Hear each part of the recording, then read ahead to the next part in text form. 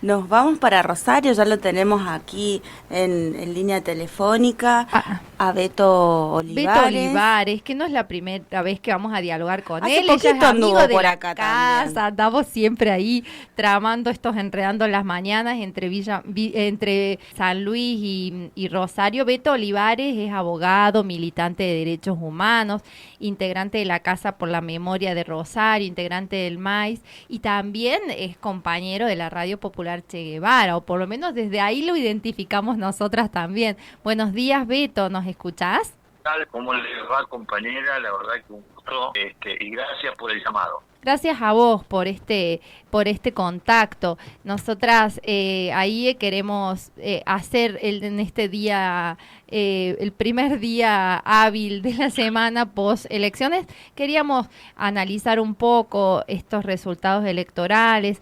Estábamos leyendo ahí, ahí como salteadito, un texto que vos has estado escribiendo, 40 años de barbarie modernizada. Lo vamos a, si nos autorizás, lo vamos a hacer circular porque Sí, sí. es más que interesante, aporta ahí un recorrido necesario para poder entender cómo es que hemos llegado a tener al fascismo sin medias Así tintas es. en el poder. Sí, sí, es así. Yo creo que estamos viviendo no solo un momento nacional, un momento, digamos, que se pueda circunscribir a las fronteras de Argentina. Estamos viviendo un momento regional y yo me atrevería a decir global, de una crisis inusitada, digamos. La complejidad de las crisis obedece, o digamos, obliga, más que obedece, obliga a un análisis mucho más sereno, mucho más profundo, un panorama en donde nosotros podamos tener esa serenidad de mirar con profundidad lo que está pasando, el tipo de crisis a la que estamos asistiendo, y no caer en estados de pánico, en estados digamos, de preocupación o de confusión, que generalmente estas crisis y estos movimientos bruscos, estas casi revoluciones como la que sucedió el domingo, Ujú. estos giros de timón tan profundos, provocan en general, digamos, dentro de sectores populares muy importantes, y más que nada impactan sobre la conciencia, la subjetividad de mucha militancia, que se siente preocupada, que ve con preocupación lo que está pasando, porque indudablemente la complejidad de la crisis, la complejidad y la profundidad de la crisis, y que la crisis ahora pase a ser administrada por una propuesta que tiene la característica de este anarcocapitalismo, de la libertad avanza, indudablemente que generan mucha preocupación. Pero vuelvo a repetir, me parece que se impone tener cierta mirada panorámica, no mirar solamente la coyuntura. Un grave problema que podemos tener es ahogarnos en la coyuntura, en los Ujú. datos terribles de la coyuntura, y no tener una mirada más larga, más comprensiva, y tratar de entender que esto es una manufactura, es un producto. Estamos viviendo una situación que tiene que ver con un producto pacientemente elaborado desde la dictadura para acá. Ese trabajo que hace 2 o 3 meses que estoy metido en esto, porque en realidad me parece que había que dar una contestación a la cuestión de celebrar la fiesta de la democracia, cuando en realidad, por lo menos de mi postura y el trabajo lo dice, no hay nada para celebrar, sino mucho para repudiar. Estos 40 años han significado en realidad el paso de la noche dictatorial, donde, digamos, el bloque dominante lo que intentaba era sofocar cualquier proceso de cambio profundo, de cambio revolucionario, esa tremenda, esa gran generación que nosotros tuvimos en la década del 60 y el 70, ¿no? Nuestros Ujú. desaparecidos, esa bandera tan tremenda, tan profunda, y tan vigente. Bueno, desde el 83 para acá, esa noche dictatorial, a mi criterio, ha sido modificada, ha sido modernizada, primero por un andamiaje, por una ingeniería electoral, que todavía le está dando ciertos resultados relativos para manejar y darle gobernabilidad a esta semejante crisis. O sea, una crisis que tiene 18 millones de pobres, 4 o 5 millones de indigentes, con niveles de inflación estrepitosos, con un endeudamiento monstruoso y fundamental que no solamente significa deuda, sino que significa someterse a los dictados del Fondo Monetario Internacional y un tremendo proyecto de dominación para que nos digan desde afuera, desde el Fondo Monetario y de las catedrales imperiales, qué es lo que tenemos que hacer dentro de Argentina. Entonces, el trabajo lo que intenta demostrar es de que la gestión del capitalismo, de un capitalismo en una crisis de colapso, yo diría casi integral, o sea, colapso ambiental, una sociedad, digamos, un sistema que desparrama 500 millones de litros o de kilos de glifosato por año, realmente está hablando de un sistema que está enfermo realmente de enfermedad casi terminal, ¿no? Un sistema que ha llevado a las fuerzas del trabajo, a los trabajadores, a situaciones casi de semi-esclavitud, con salarios que están demolidos y con una precarización, una flexibilización, o sea, todo un trabajo informal que es muy superior al trabajo formal en Argentina, ¿no? Se habla de que un 48-50% de la fuerza de trabajo está en condiciones de informalidad, y sabemos lo que es trabajar en la informalidad, ¿no? Sabemos perfectamente que es trabajar en la informalidad. Un sistema que sigue provocando una línea de violencia, o sea, de muerte, por ejemplo, muy concreta. Hay más de 200, casi 250 desaparecidos en Argentina. Entre ellos, Jorge Julio López, digamos, ¿no? Hay casi 5.000 casos de gatillo fácil. Hay un nivel de femicidios, sí. Digamos, que digamos no han sido resueltos más allá de algunas conquistas que ha logrado el movimiento feminista argentino por las tremendas movilizaciones que se han hecho, o sea, que, ambientalmente. Tal cual. Sí. Sí, no digo que ha sido más que todo visibilizar el estado de situación, pero todavía no se ha logrado que se reviertan esas cifras, sino que sabemos que siguen en aumento los femicidios. Sí, exactamente, sí. Se profundiza, o sea, la población carcelaria se ha, digamos, cuando asumió Cristina había 30.000 detenidos en el sistema carcelario, hay más de 100.000 ahora, se ha triplicado, o sea que indudablemente hay que decir que estas cosas, estas cuestiones están dando un dato enfermizo del tipo de crisis que estamos viviendo, y que en realidad todo crece a tasas chinas, digamos, todo crece, la desocupación, la inflación, los femicidios, etcétera, etcétera. Entonces, bueno, a mí me parece que hay que una visión mucho más Beto, se corta un poco. Te estamos escuchando un poco cortado, intermitente. Como que ¿Será que sí, escuchan un poco mejor? Ahora sí, ahora sí. ¿Escuchando mejor? Ahora sí. No, decía, indudablemente nosotros tenemos que tener una mirada mucho más extensa y más profunda.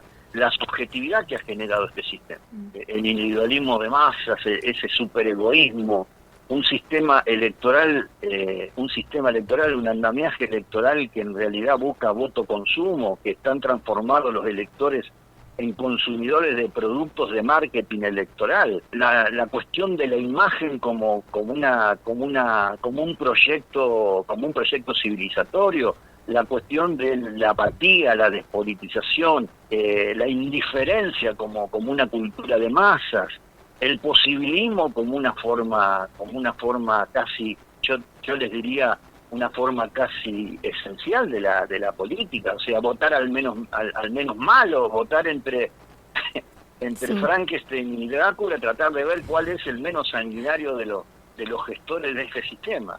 Entonces, bueno, el resultado del domingo tiene que ver con todo ese proceso. Son 40 años en donde se ha ido gestando, se ha ido produciendo lentamente condiciones para que, bueno, esta situación de que las derechas cada vez son más derechas, que son cada vez más desvergonzadas, más salvajes, y los tibios progresismos son cada vez más parecidos, se van pareciendo más a la derecha, porque indudablemente la disyuntiva que se daba el domingo no era un cambio disruptivo en favor de los intereses populares, sino que la discusión fundamental que estaba era en la escala, y sigue siendo, ahora estoy leyendo los diarios, todo el lío de decir quién va a hacer el ajuste, quién va a hacer la devaluación, quién va a hacer el ajuste ahora que tienen de acá al 10 de diciembre. Hay toda una discusión sobre eso. Milei dice, no, ustedes vienen ejecutando ese ajuste hasta el 10 de diciembre, lo hacen ustedes. Yo no quiero pagar el costo político en 20 días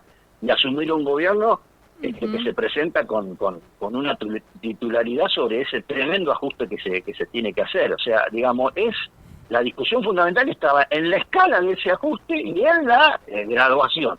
O sea, si es de shock, si es violento, o es gradual, a cuenta gota, pero en definitiva los intereses populares haya ganado una u otra opción, indudablemente estaban comprometidos, casi yo diría por igual. Tal cual. Entonces, ahora tenemos estos 20 días de tire y afloje, a ver quién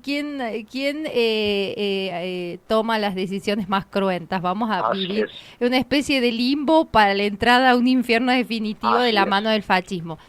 Porque más allá de todo el proceso económico y social ahí que vos has ido relatando, que tiene una raigambre de años y años, en este último tiempo sí hemos podido observar, no sé cómo lo ves vos, Beto, con tu militancia de derechos humanos, ese discurso como tan odiante, beligerante de Milei, y después el relato de Villarruel con que, por ejemplo, lo último que dijo, que la ESMA debe ser cerrada y no sé qué cosa, el espacio de la memoria.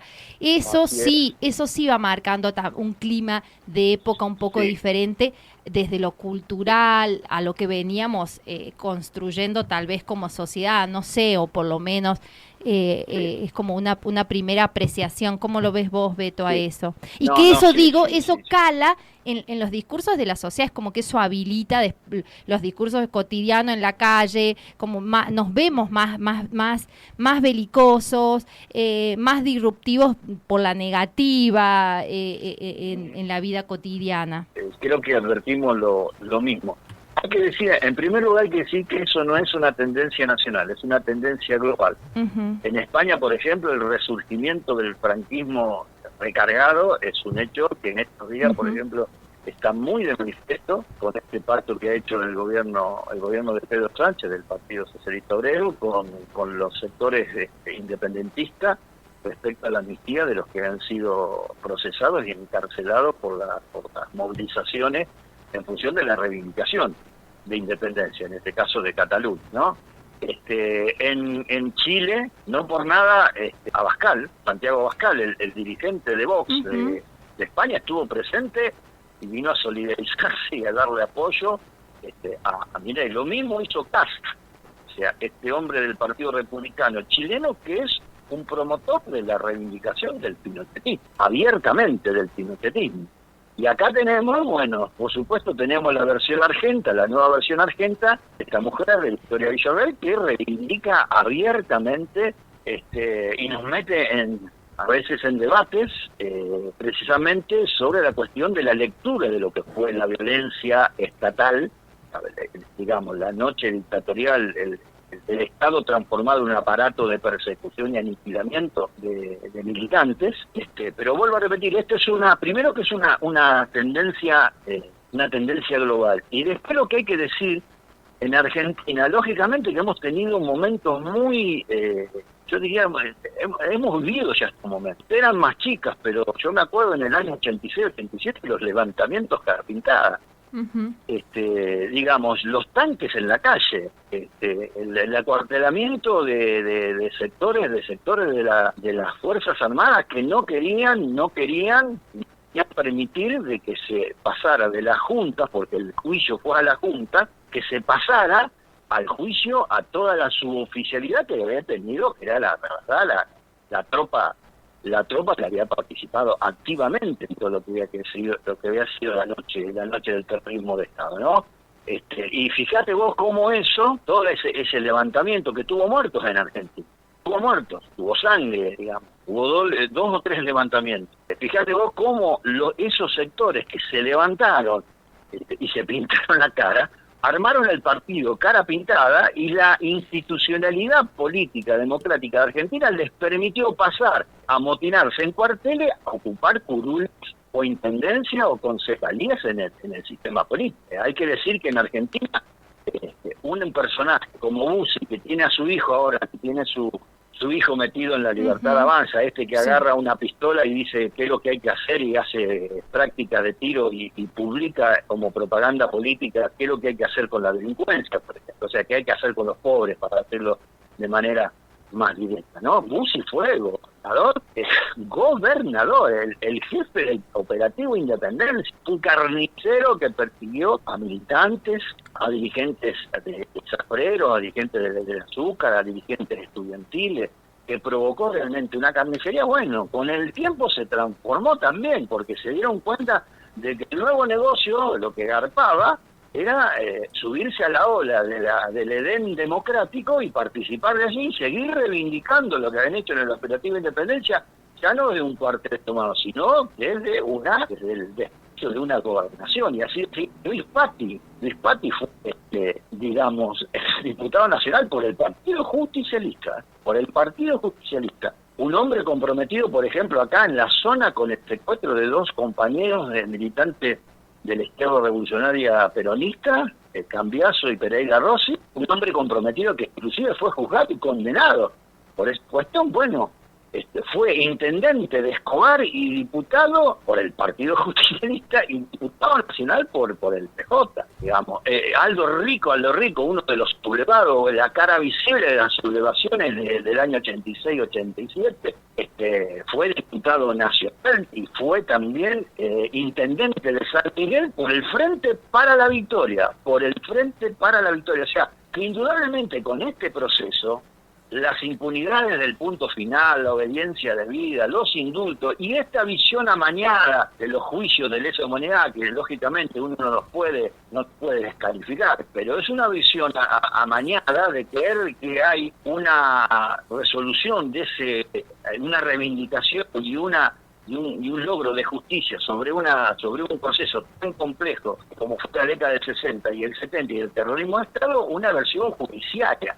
Mientras estábamos en los tribunales federales intentando llevar a los genocidas a la cárcel, hay un montón de violencias que se han diversificado y las cuales no son tenidas en cuenta como hijas de esa impunidad que se creó con todas las políticas que el Estado argentino ha llevado adelante. Por lo tanto, no es para nada asombroso que se plantee en una etapa histórica, ante una debilidad estructural de una alternativa, porque esto es lo que nosotros no tenemos que hacer cargo. Es decir, nosotros siempre nos quejamos y vivimos criticando la crisis y vivimos criticando lo que hacen las representaciones políticas de este sistema, pero la verdad que nosotros tenemos que decir, bueno, tenemos que meternos dentro de ese aspecto, es decir, qué responsabilidad concreta tenemos de no generar una alternativa, en todo caso, para que la perspectiva política sea otra. Pero no me asombra que pasen estas cuestiones, tampoco las vamos a tolerar, porque si hay algo fundamental que se ha generado en 40 años, es esa movilización de masas impresionante que cada 24 de marzo se manifiesta y que lógicamente ese bolsón significa un piso de memoria, un piso de actitud respecto de la cuestión de los desaparecidos, que me parece va a ser el piso que se va a movilizar ante cualquier agresión que esta política de reivindicación del genocidio traiga aparejada, ¿no?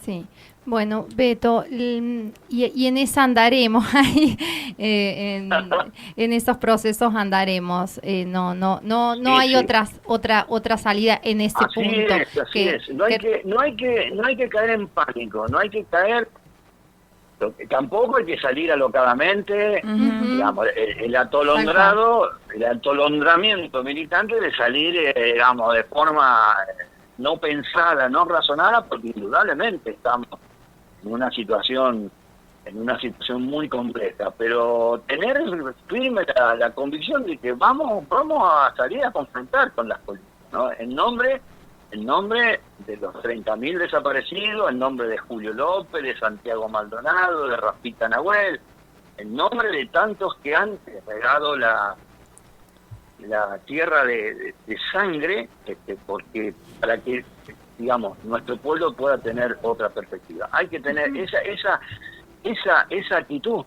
esa sangre, ese valor, esa ética, es nuestro componente, nuestro elemento fundamental que nos da ánimo para enfrentar esta y situaciones quizás a lo mejor mucho peores que tengamos que enfrentar en el futuro inmediato. Totalmente. Totalmente. Bueno, Beto, te agradecemos este diálogo, este contacto y seguramente seguiremos charlando en otro Enredando las Mañanas. Un abrazo a las dos. Abrazo grande. Claro. Bueno. Y así pasaba Beto Olivares, abogado y militante de derechos humanos e integrante de la Casa de la Memoria de Rosario y del Maíz.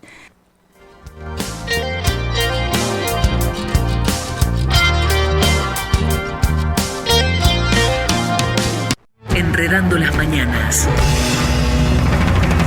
El programa de la Red Nacional de Medios Alternativos.